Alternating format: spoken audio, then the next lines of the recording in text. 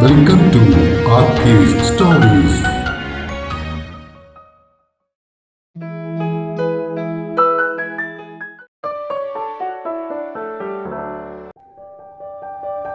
പറയാനിനിയും 62.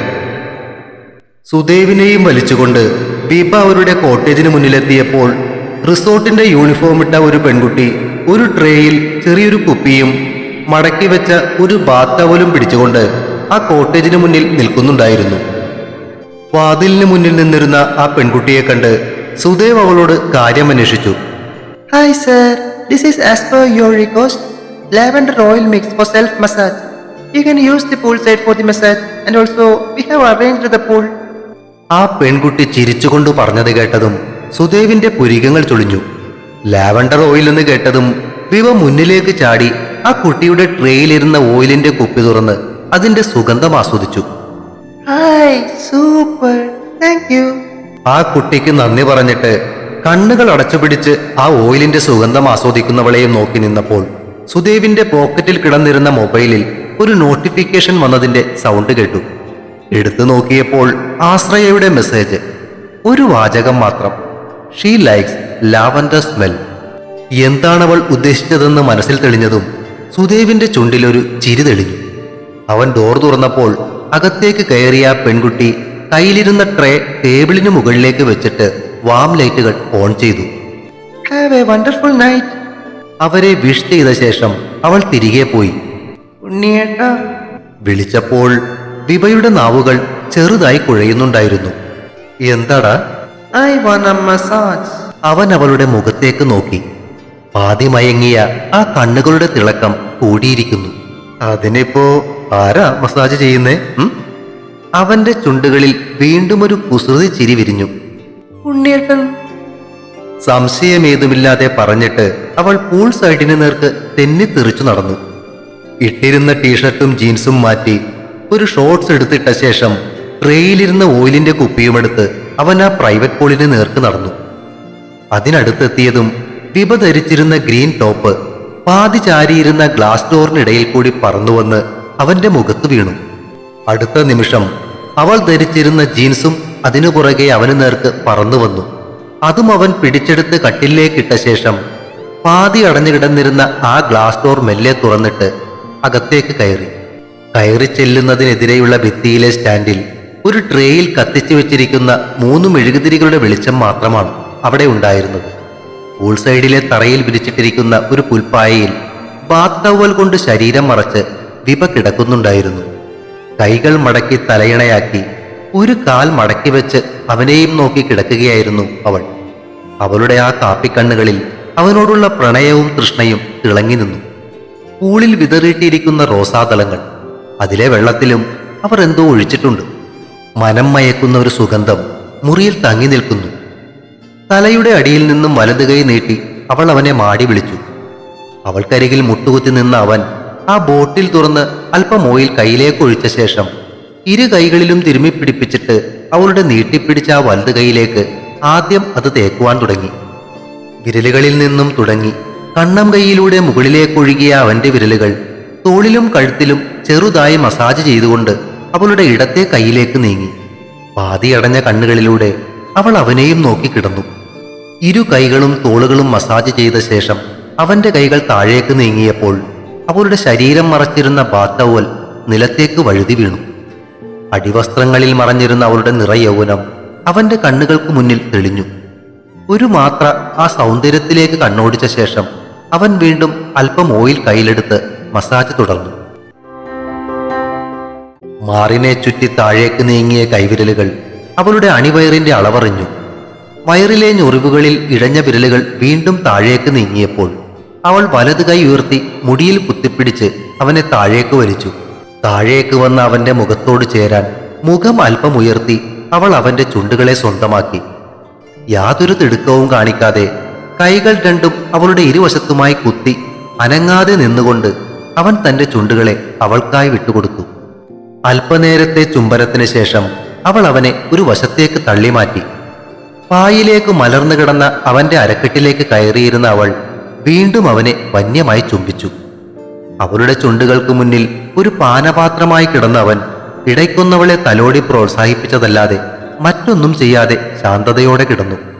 സ്വന്തം പുരുഷനോടുള്ള പ്രണയവും ഉള്ളിലെ നേരിയ ലഹരിയും താൻ ഏറെ ഇഷ്ടപ്പെടുന്ന സുഗന്ധം നിറഞ്ഞ അന്തരീക്ഷവും അവളുടെ മനസ്സിനെ കാമത്തിന്റെ മറ്റൊരു തലത്തിലേക്ക് നയിക്കുകയായിരുന്നു. ജീവിതത്തിൽ അനുഭവിച്ച ദുരന്തങ്ങൾക്കും വേദനകൾക്കും മുകളിലേക്ക് അവളിലെ സ്ഥായിയായ സ്ത്രീഭാവം ഉണർന്നു വന്നു. പ്രണയിക്കുന്ന പുരുഷനെ അറിയുവാനും തന്നിലേക്ക് ലയിപ്പിക്കുവാനുമുള്ള ആവേശം അവളിൽ നുരഞ്ഞുകൊണ്ടിരുന്നു. സുദേവാകട്ടെ സമയവും സന്ദർഭവും ഒത്തുവന്ന ആ അവസരത്തിൽ വിഭ അറിയാതെ തന്നെ കൺസൾട്ട് ചെയ്ത സെക്സോളജിസ്റ്റിന്റെ ഉപദേശപ്രകാരം മുൻകൈ എടുക്കാതെ ഒതുങ്ങിക്കൊണ്ട് അവളിലെ രതിഭാവത്തെ അവളുടെ ഇഷ്ടത്തിനായി വിട്ടുകൊടുത്തു. ശരീരത്തിൽ അവശേഷിച്ചിരുന്ന വസ്ത്രങ്ങളിൽ നിന്നും സ്വയം സ്വതന്ത്രയായതിനൊപ്പം അവനെയും അവൾ സ്വതന്ത്രനാക്കി. വീണ്ടും അവനിലേക്ക് അമർന്ന അവളുടെ ചുണ്ടുകൾ അവന്റെ ശരീരം മുഴുവൻ ഓടി നടന്നു. അവളുടെ അമർന്ന സീൽക്കാരങ്ങൾ ആ ചെറിയ മുറിയിൽ ഉയർന്നു. സുദേവ് നിറഞ്ഞ സ്നേഹത്തോടെ അവളെ തഴുകിത്തലോടി പ്രോത്സാഹിപ്പിച്ചുകൊണ്ടിരുന്നു. അവന്റെ കൈയെടുത്ത് തന്റെ മൃദുലതകളിൽ മേയാൻ വിട്ടുകൊണ്ട് അവൾ അവനെ കാമിച്ചു. മനസ്സിനെ തടഞ്ഞു നിർത്തിയിരുന്ന തടസ്സങ്ങൾ മാറ്റി പെയ്തിറങ്ങി രതിയുടെ മഴയിൽ കുതിർന്ന അവൾ അവനു വേണ്ടി സ്വയം നിവേദിച്ചു. വർഷങ്ങൾക്ക് ശേഷം ആദ്യമായി ഉള്ളിൽ പെയ്ത ആ മഴയിൽ നനഞ്ഞ അവളിലെ പെൺമ നിറഞ്ഞ മനസ്സോടെ തന്നിലേക്ക് അവനെ സ്വീകരിച്ചു. ഒടുവിൽ കുത്തിയൊലിച്ചൊഴുകിയ വെള്ളപ്പാച്ചിലിന്റെ നിർവൃതിയിൽ തളർന്ന് അവന്റെ നെഞ്ചിലേക്കവൾ ചായുമ്പോൾ അവളുടെ മുഖം നിറയെ ചുംബനങ്ങളാൽ മൂടുകയായിരുന്നു അവൻ. കിതപ്പുകൾ ഒതുങ്ങി ശ്വാസം നേരെയായപ്പോൾ അവൾ മെല്ലെ കണ്ണുകൾ തുറന്നു. അവന്റെ കൈവിരലുകൾ അവളുടെ നഗ്നമായ മുതുകിൽ ചിത്രങ്ങൾ വരയ്ക്കുകയായിരുന്നു. അപ്പോൾ അവന്റെ നെഞ്ചിൽ നിന്നും അവൾ മുഖമുയർത്തി. അഴിഞ്ഞുലഞ്ഞ് അവന്റെ നെഞ്ചിലേക്ക് വീണു കിടന്നിരുന്ന മുടിയിഴകൾക്കിടയിലൂടെ അവനെ നോക്കിയ കലങ്ങിയ കണ്ണുകളുടെ ആഴങ്ങളിൽ പ്രണയത്തിന്റെ പൂർണ്ണതയെ അറിഞ്ഞവളുടെ സംതൃപ്തി തിളങ്ങി. പൂർണ്ണതയിലേക്ക് താൻ എത്തിയെന്ന സന്തോഷത്തിൽ അവളുടെ കണ്ണുകളും നിറഞ്ഞു. മുടികൾ അവളുടെ മുഖത്തു നിന്നും മാടി ഒതുക്കിയിട്ട് അവൻ ആ കണ്ണുകൾ തുടച്ചു. ചെറുതായി പടർന്നിരിക്കുന്ന ഐലൈനർ, ചുംബനങ്ങളാൽ തൊടുത്ത മേൽചുണ്ടിനു മുകളിൽ പൊടിഞ്ഞു നിൽക്കുന്ന വിയർപ്പ് തുള്ളികൾ. അവൻ ആ വിയർപ്പ് തുള്ളികൾ ചുണ്ടുകൾ കൊണ്ട് തുടച്ചു മാറ്റിയിട്ട് അവളെ നോക്കി കണ്ണു ചിമ്മിക്കൊണ്ട് വിളിച്ചു, വിഭക്കുട്ടി. പെട്ടെന്ന് അവളുടെ കൗളുകളിലേക്ക് രക്തം ഇരച്ചെത്തി തുടുത്തു. കൺപീലികൾ തുടരെ പിടഞ്ഞകലുകയും അടുക്കുകയും ചെയ്തതിനൊപ്പം മുഖത്തെ ചിരിയിൽ നാണവും കലർന്നു. അവന്റെ നെഞ്ചിലേക്ക് മുഖം പൂഴ്ത്തിയിട്ട് ഇരു കൈകൾ കൊണ്ടും അവൾ മുഖം മറച്ചു പിടിച്ചു. കുഞ്ഞാ. മുഖമുയർത്താതെ തന്നെ അവൾ വിളി കേട്ടു. ഇനി ഒരു കൗൺസിലിംഗിന്റെ ആവശ്യമുണ്ടോ? ആ ചോദ്യത്തിൽ അല്പം കുസൃതിയും കലർന്നിരുന്നു. അവന്റെ നെഞ്ചിൽ കിടന്നവൾ ചുമൽ കൂച്ചി. അവളെ വട്ടം പിടിച്ചുകൊണ്ട് അവനൊന്നു മറിഞ്ഞു. തനിക്ക് കീഴെ മുഖം പൊത്തി കിടന്ന അവളുടെ കൈകളിൽ അവൻ മെല്ലെ ചുംബിച്ചു. കൈവിരലുകളിൽ അവൻ നോവിക്കാതെ കടിച്ചപ്പോൾ അവൾ കൈകൾ മാറ്റിയെങ്കിലും ആ കൺപീലികൾ ഇണ പിരിയാതെ നിന്നു. അതോടെ അവൻ അവളുടെ കണ്ണുകളിൽ ചുംബിക്കാൻ തുടങ്ങി. ചുംബനങ്ങളുടെ എണ്ണം കൂടിയപ്പോൾ അവൾ കണ്ണുകൾ തുറന്ന് അവനെ വട്ടം കെട്ടിപ്പിടിച്ച് തന്റെ ശരീരത്തിലേക്ക് അമർത്തിപ്പിടിച്ചു. അവൻ അവളെയും കൊണ്ട് മെല്ലെ ആ പൂളിലേക്ക് തെന്നിയിറങ്ങി. തണുത്ത ജലം ശരീരത്തിൽ തൊട്ടപ്പോൾ അവളൊന്ന് കിടുത്തു വിറച്ചിട്ട് അവന്റെ ശരീരത്തിന്റെ ചൂടിലേക്ക് കൂടുതൽ ഇഴുകിച്ചേർന്നു. റോസാതലങ്ങൾ നിറഞ്ഞു കിടന്നിരുന്ന ആ വെള്ളത്തിൽ നിന്നുകൊണ്ട് അരക്കെട്ടിൽ പിടിച്ചവളെ ഉയർത്തി ആ ചുണ്ടുകളിലേക്കവൻ മുഖമുയർത്തി. വെള്ളത്തിൽ നിന്നുകൊണ്ട് തന്നെ അവന്റെ കഴുത്തിനെ ചുറ്റിപ്പിടിച്ച് അവൾ ആ ചുംബനമേറ്റുവാങ്ങി. ചുണ്ടുകളിൽ തുടങ്ങിയ ആ സ്നേഹപ്രകടനം അവളുടെ കവിളുകളും താടിയും കഴുത്തും കഴിഞ്ഞ് താഴേക്കിറങ്ങിയപ്പോൾ ആ പുതിയ യാത്ര അവൻ നയിക്കുവാൻ തുടങ്ങി. അവന്റെ ചൂടുപിടിച്ച ചുണ്ടുകൾ വെള്ളത്തിനടിയിലും മുകളിലുമുള്ള അവളുടെ ശരീരത്തിലൂടെ ഇഴഞ്ഞുകൊണ്ടിരുന്നപ്പോൾ ബലം നഷ്ടപ്പെട്ടു പോയ കാലുകൾ കുഴഞ്ഞു പോകാതെ അവൾ ആ പൂളിന്റെ ഭിത്തിയിൽ മുറുകെ പിടിച്ച് കണ്ണുകൾ അടച്ചു നിന്നു. ഒടുവിൽ വീണ്ടും ഒരു രതിയുടെ താളം അവർക്കുള്ളിൽ നിറയുമ്പോൾ മറ്റൊരു പുതുമഴ അവളുടെ ഉള്ളിൽ വീണ്ടും അവളെ നനച്ചു. ആ പെയ്ത്തിൽ അവളുടെ മനസ്സിൽ മായാതെ കിടന്നിരുന്ന കറകളെല്ലാം അലിഞ്ഞില്ലാതായി കഴിഞ്ഞിരുന്നു. അന്ന് രാത്രി ഹണിമൂൺ കപ്പിൾസിന് വേണ്ടിയുള്ള കാൻഡിൽ ലൈറ്റ് ഡിന്നറിന് മുന്നിൽ ഇരിക്കുമ്പോൾ വിഭ പതിവില്ലാത്ത വിധം നിശബ്ദയായിരുന്നു. സംസാരങ്ങൾക്കിടയിൽ സുദേവിന് നേർക്ക് നീളുന്ന അവളുടെ മിഴികളിലെ നാണം തിരിച്ചറിഞ്ഞ ആശ്രയ കയ്യിലിരുന്ന സ്പൂണിന്റെ മൂടുകൊണ്ട് അവളെ ഒന്ന് ചുരണ്ടി. മുഖം തിരിച്ചു നോക്കിയ വിഭയുടെ കണ്ണുകൾ ആശ്രയയുടെ നോട്ടം നേരിടാനാവാതെ താഴുന്നത് കണ്ടതും അവൾ വിഭയുടെ താടി പിടിച്ചുയർത്തി. ഉം, ഉം. മൂളലിൽ ഒളിപ്പിച്ച ചോദ്യവുമായി അവൾ കണ്ണുകൾ കൂർപ്പിച്ച് ചെറുചിരിയോടെ വിഭയെ നോക്കി. ഉം. നാണം കൊണ്ട് കുനിഞ്ഞ ശിരസ് മെല്ലെ ഇളക്കിക്കൊണ്ട് അവൾ മറുപടിയും ഒരു മൂളലിൽ ഒതുക്കി. Wow, really? Oh, I am so happy for you, മോളെ. സുദേവും ഹരിയും മുന്നിലിരിക്കുന്നത് ഓർക്കാതെ ആശ്രയ അവളെ കെട്ടിപ്പിടിച്ചു. ഹലോ, എന്താ ഒരു സന്തോഷം? ഞങ്ങളും കൂടെ ഒന്ന് അറിയട്ടെന്നേ. അവരുടെ സ്നേഹപ്രകടനം കണ്ട് ഹരി ചോദിച്ചു. ഇതങ്ങനെ പിള്ളേരോട് പറയാനുള്ള കാര്യമല്ല. ആശ്രയ കളിയായി ഒന്ന് ചൊടിച്ചു. അതോടെ അവൻ അവരെ വിട്ട് വീണ്ടും സംസാരത്തിലേക്ക് തിരിഞ്ഞു. എന്നാലും ആ മൊഹിറ്റോയും മസാജും ഒക്കെ നിന്റെ ഐഡിയ ആയിരുന്നില്ല ആശ്രയമേ? ഉം? ഹരിയും സുദേവും ശ്രദ്ധിക്കുന്നില്ലെന്ന് കണ്ടതും ആശ്രയെ ഒന്ന് പിച്ചിയിട്ട് വിഭ ചോദിച്ചു. ഐഡിയ എന്റെ ആയിരുന്നു, പക്ഷെ അത് സക്സസ് ആക്കിയത് നിങ്ങളാ. നിനക്ക് ഇഷ്ടപ്പെട്ട ആ ഓയിൽ മസാജ് വെച്ചിട്ടും ആ പെൺകൊച്ചിനോട് മസാജിന്റെ കാര്യം ഓർമ്മിപ്പിക്കാൻ പറഞ്ഞിട്ടും അങ്ങനെ ഒരു മസാജ് ചെയ്യിക്കാൻ നിനക്ക് തോന്നിയില്ലായിരുന്നെങ്കിലോ? പിന്നെയുള്ള ഭാഗം സുദേവേട്ടന്റെ കയ്യിലായിരുന്നു. ഉണ്ണിയേട്ടനാ എന്നെ ശരിക്കും സഹായിച്ച്. എല്ലാം എൻ്റെ ഇഷ്ടത്തിന് വിട്ടു തന്നുകൊണ്ട് എന്നെ ലാളിക്കുക മാത്രം ചെയ്തപ്പോ മറ്റെല്ലാം ഞാൻ മറന്നുപോയി. എന്നിട്ട് എങ്ങനെ ഉണ്ടായിരുന്നടി ഏട്ടത്തി? 14 വയസ്സിന്റെ വ്യത്യാസം എങ്ങനെയുണ്ട്? സൂപ്പർ ആയിരുന്നു മോളെ. ആണോ? കലക്കി. എന്തായാലും ബക്കാടി കൊണ്ട് അങ്ങനെയും ചില ഗുണങ്ങളൊക്കെ ഉണ്ടല്ലേ. ഇനി ഇടയ്ക്കൊക്കെ ഇത് അടിക്കേണ്ടി വരുമോടി? ഓടി പുല്ല്, ഇനി മേലെ ഞാനത് തൊടില്ല. ഓ അതെന്ത് പറ്റി ഇതിന് മാത്രം ഒരു അവഗണന ഉണ്ടാകാൻ? അവൾ ശബ്ദം അല്പം കൂടി താഴ്ത്തി ചോദിച്ചു. അവഗണനയല്ല ആശ്രയമേ, താങ്ങത്തില്ല, അതുകൊണ്ടാ. അതേടി, അതുള്ളിലുണ്ടായിരുന്നുകൊണ്ടേ വിചാരിച്ചെടുത്ത് കൊണ്ടുപോയി നിർത്താൻ പറ്റിയില്ല രണ്ടാൾക്കും. ആന്നേ, ഒരുമാതിരി പഴയ അംബാസഡർ കാറില്ലേ, അതുപോലെ ആയിപ്പോയി. ഓഫായെന്ന് വിചാരിക്കുമ്പോ പിന്നെ തന്നെ സ്റ്റാർട്ടാവും. വാ പൊത്തിപ്പിടിച്ചിട്ടും പൊട്ടിപ്പോയ ചിരി കടിച്ചമർത്താൻ ആശ്രയ പാടുപെടുമ്പോൾ കാര്യമെന്തെന്നറിയാതെ സുദേവും ഹരിയും അവളെ നോക്കി.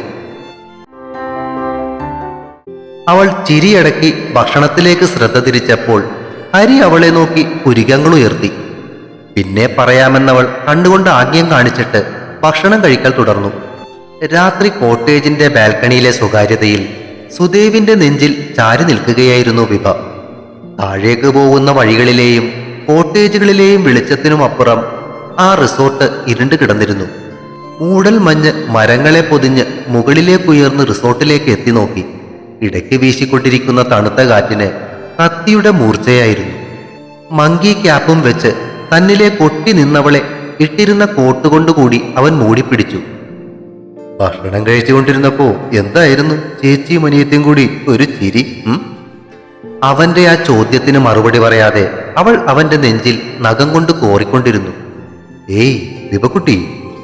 വിളിച്ചതിനൊപ്പം മങ്കി ക്യാപ്പിന് വെളിയിലേക്ക് കിടന്നിരുന്ന അവളുടെ തലമുടിയിൽ നോവിക്കാതെ കടിച്ചു വലിച്ചു അവൻ. എന്താ രണ്ടുപേരും കൂടി പറഞ്ഞതെന്ന്? ഒന്നുമില്ല. അവൻ അവളുടെ ചെവിയിൽ മെല്ലെ ഒന്ന് പിടിച്ചു. ഒന്നുമില്ല കുട്ടാ. വൈകുന്നേരം നമ്മൾ സ്നേഹിച്ചില്ലേ, അതിനെ പറ്റി പറഞ്ഞതാ.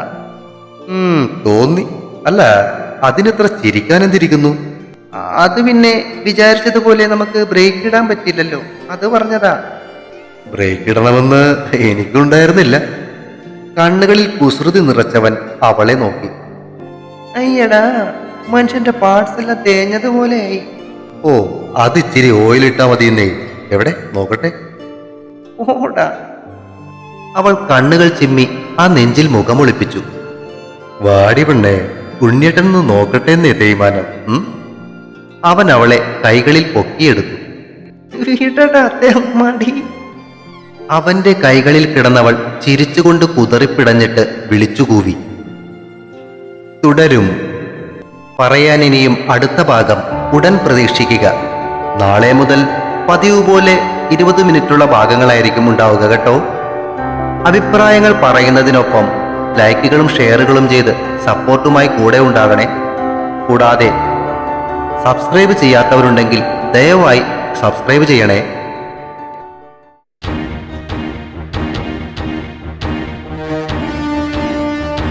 See you soon.